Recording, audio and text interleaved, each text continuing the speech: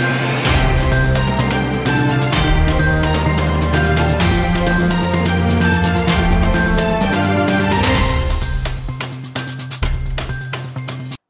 ప్రభుత్వం వెలుబడిలో ఎన్నడూ లేని విధంగా తిరుపతి పవిత్రత మంట గలిసిపోతుందని టీటీడీ మాజీ చైర్మన్ వైఎస్ఆర్సీపీ అధికార ప్రతినిధి భూమన కరుణాకర్ రెడ్డి ఆవేదన వ్యక్తం చేశారు.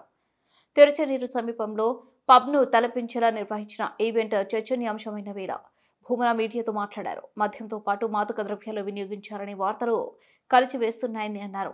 తిరుపతి క్యాంప్ కార్యాలయంలో భూమన మీడియాతో మాట్లాడుతూ దేవదేవుడు కొలువైన తిరుపతిలో కూటమి ప్రభుత్వం అసమర్థ పాలన వల్లే ఇటువంటి దుష్ట సంస్కృతికి బీజం పడింది. అధికార పార్టీ అండతోనే పబ్ తరహా ఈవెంట్ జరిగింది. గొప్ప ఆధ్యాత్మిక చరిత్ర ఉన్న తిరుమల తిరుపతిలో పబ్ తరహా ఈవెంట్ నిర్వహణ వెనుక అధికార పార్టీ అండదండలు ఉండటం ఆందోళనకరం. సనాతన ధర్మంను కాపాడేందుకు అవతరించిన పీఠాధిపతి పవన్ కళ్యాణ్ ఈ ఘటనపై స్పందించాలి. డిప్యూటీ సీఎం హోదాలో తిరుపతిలో ధర్మానికి జరుగుతున్న విఘాతంపై ఆయన తన దండనను బయటకు తీసి కార్యకర్తలపై చర్యలు తీసుకుంటానని ఆశిస్తున్నామని భూమన అన్నారు. కార్యక్రమం ఉద్యమ రూపంలో చేస్తున్నారు. ఇది ఏమాత్రం కూడా సరైనటువంటి చర్య కాదు.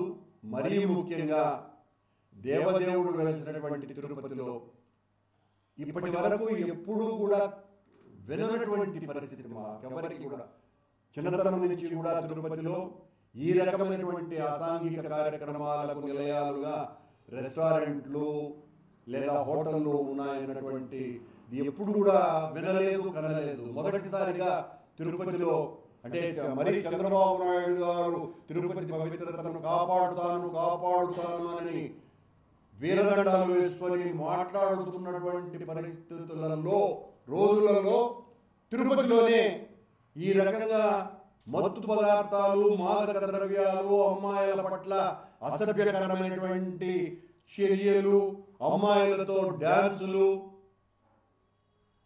ఈ డీజే సౌండ్లు ఇవన్నీ కూడా తీవ్ర కలతలకు గురి చేస్తున్నాయి.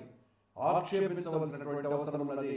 తిరుపతిలో ఉన్నటువంటి ప్రజలందరూ కూడా పెద్ద ఎత్తున దీని మీద ఆలోచించాలి. తిరుపతిలో ఒక దుష్ట సంస్కృతికి బీజాలు పడినాయి.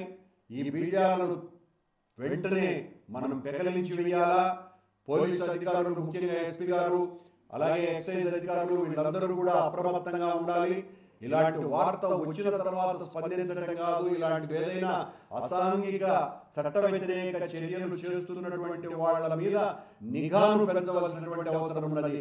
ఈ రోజున బ్రాందీ షాపులు విచ్చలవిడిగా తెలుస్తున్నారు అన్నటువంటి విషయం ప్రతి ఎక్సైజ్ అధికారికి తెలుసును.